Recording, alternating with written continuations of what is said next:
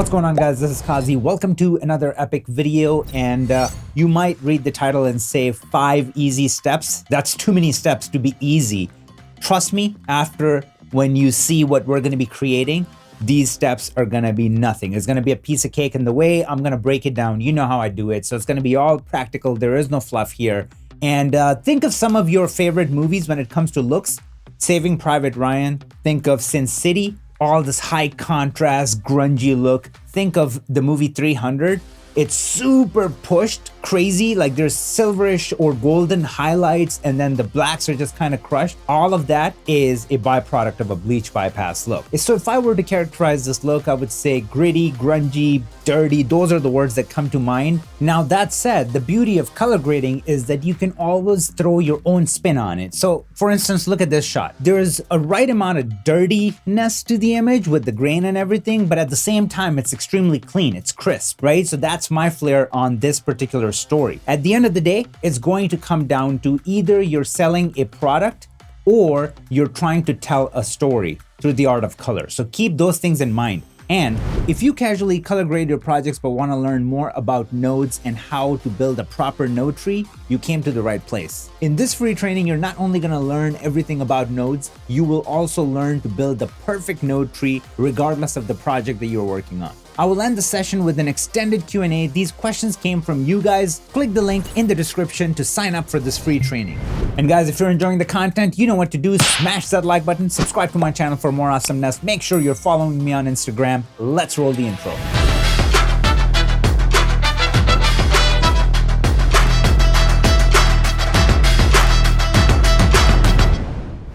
Let's get this show on the road. 5 easy steps to get a bleach bypass look. It's personally one of my favorite looks, and I'm so excited to be sharing my process. So first thing, we're just gonna go under our project settings. Under color management, I'm gonna go from DaVinci YRGB to DaVinci Color Managed. And in here, I'm gonna select DaVinci White Gamut, just so we have like more room to play with. And since this is shot in RAW, it will already decode and turn it into a Rec 709 color space. Everything is converted and it's ready to go. If you want to learn more about different color spaces in DaVinci Resolve, check out the link above. Okay, let's jump right in. So first of all, we're just going to build out our node tree, and then I'm going to take you through different steps.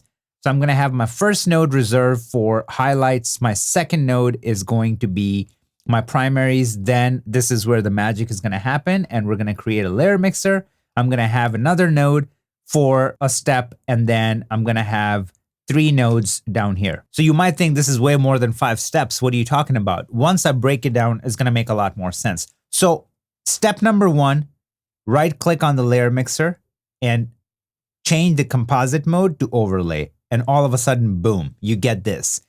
This is the most crucial step. You cannot create a bleach bypass look without this step. Second step, go to the node above the one in the bottom in your layer mixer and just go ahead and desat it to -100. Okay, so I pulled out all the saturation, basically 0, not -100. I just brought the saturation down to 0. Okay, so far so good. These 2 steps that I just showed you pretty much is the formula for a bleach bypass. Already we're getting this silverish quality in our highlights. We're getting these really deep, high contrast look. So it's already there. Now the other 3 steps are basically cherry on top to like really hone it in and give it your own signature. So here what I'm gonna do is I'm gonna go in my offset. I'm gonna start raising it up until it starts to look half decent, where I want everything to be. So even something like that, I'm happy with that. Okay, so I'm going to leave my offset right here. And now what I'm going to do is I'm going to grab this eyedropper for white balance and click on his shirt, and boom, all of a sudden we have our white balance. So this is where we were before. And then step number 3 is to balance everything out, just do our primaries, the basic stuff. So far, so good. I'm not going to do anything else here. Now I'm going to jump to my node number 6. And here we're going to go into our log wheels. And this is where the magic happens. I'm going to take my highlights. I'm going to raise them to about 26-ish. And nothing happens, right? Really, like nothing really happens besides this highlight right here. So we're going to go ahead in our high range and we're going to control that. I'm going to dial it back until I start grabbing a part of his face. not everything, okay? I don't want to grab everything. I just want to start attacking some of the detail on his face to like really get like some detail out. Like, look at this. This is looking really good. So now this is blown out. That's why we have our highlight recovery node. So it's going to take care of that. We don't have to worry about it. Right now, I'm focusing just on this. We're getting really nice information. And there's a lot of color detail that's coming out too. Now, the next step is going to be my shadows in the log wheels. And I'm going to crush it. I'm going to bring it down. Okay? Because this is the whole thing about the bleach bypass look. It's the high end and the bottom end. It's like the contrast really need to punch you in the face. So for now, I'm not going to mess with my actual colors in the shadows. I'm going to leave it as is. I'm going to go back to my second node. And now I'm going to switch it back to my lift gamma gain. And I'm going to take my lift and kind of cool it off, bring it down. There's still a lot of red sitting in there. So I want to take that out. So I'm just going to go in there and pull this down a little bit. I personally like to be just a bit more on the cyan or teal side, but I don't want to overly stylize it. I want to keep it really crisp and clean.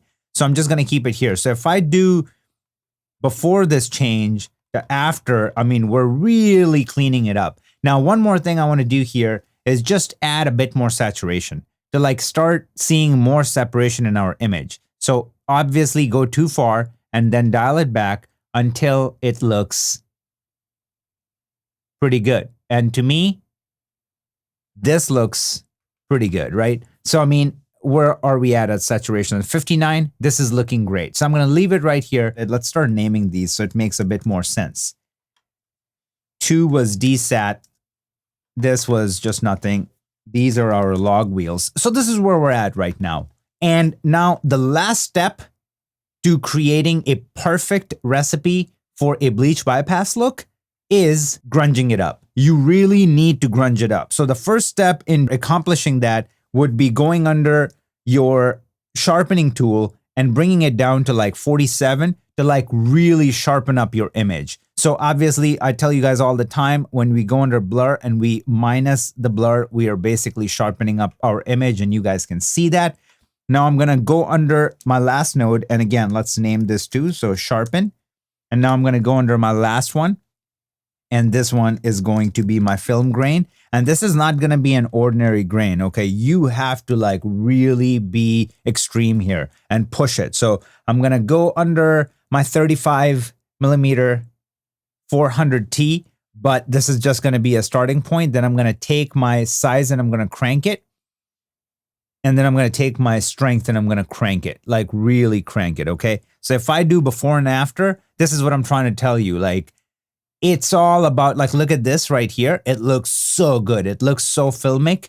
And for the bleach bypass look, you have to be unapologetic. You really need to get in there, okay? Now, I'm going to do 2 extracurricular steps that are not necessary, but that are just going to add more juice and give it a bit more flair.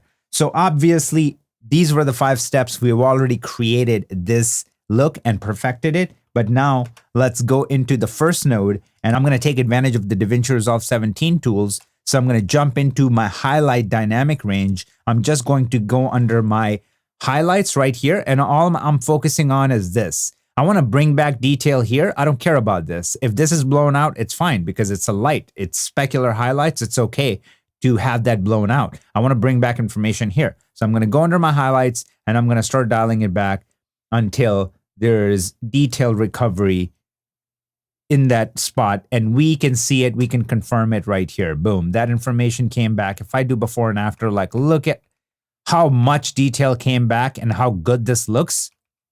A lot of detail came back in there too, but I'm particularly excited about this area right here. And then another great thing about it is that it did not affect the face or anything at all. It just focused on that. So that's why I'm loving this new HDR palette. I'm going to be putting out a video dedicated to that specific palette in multiple different situations. It's going to come out soon.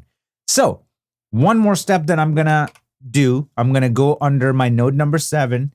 I'm going to go in here, type in glow, and I'm just going to drop that puppy on. And I'm not going to leave it in its normal, state. So what I'm going to do is let's open effects back in here on my control surface, and I'm just gonna go ahead in the composite mode, and I'm gonna keep switching it until I get to soft light, which is my favorite. I'm gonna take my threshold, crank it all the way back, and I'm gonna take my spread and I'm gonna crank it all the way back, because once again, we're not going for a soft angelic look. You can if you want to, but here I really want it to be a hard effect. So this is where we're at, but one thing that I'm not liking is that how much of the highlights it's grabbing. So that's not the point. That's not what I'm going for. So before I even change that, let's go under our global blend and try to blend it a little bit. So I'm going to come back. I'm going to leave it somewhere around here. I'm really liking how much color it's adding to my skin, which is really cool. And now I'm going to go under my qualifier. I'm going to add some softness to my high end, and then I'm gonna hit Shift H so you guys can see what we're grabbing, and I'm gonna start coming back. You know what? I'm gonna hit Shift H again and just like really focus on this, because right now, you know what I'm looking for? Right here. I want to get the detail back on his shirt, and that's where I want to stop, because I do want the skin to be affected. So even something like that, if I do before and after, again, remember, I told you this is going to be a small step. This is not going to be anything crazy, but this is like that one step that really brings everything together. It just all adds up, okay? So this particular node was glow. This right here are extracurricular. You can take it or leave it. I think it makes a huge difference. I mean, this was looking great, and then after that, looks so much better. But those were the other 5 steps that really created this look.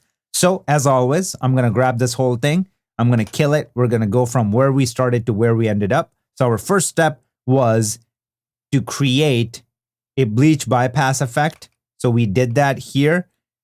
And then in our composite mode, we selected overlay, and then we went to this node number 3 and we desaturated it to 0. Then we moved on to our second node. We did our primaries to just get everything kosher. Then we went to our node number 6. We used our log wheels to just start cranking and giving it more juice. Then I showed you how to grunge it up by adding sharpening, and then just be unapologetic with your grain. And then we did some damage recovery. So I went into my first node and did highlight recovery to just bring all that information back. And then finally, we went to create another node and added glow to just like give it a bit more juice. Again, this is going to be take it or leave it. I personally like it, so I'm going to leave it. We can always go back to our second node and take our saturation and bring it back. If we just want to keep it like this cool silverish quality, we can keep it somewhere around here. So I went from 59 to 57-ish, and then this is going to be our final look. Let's check it out in full screen.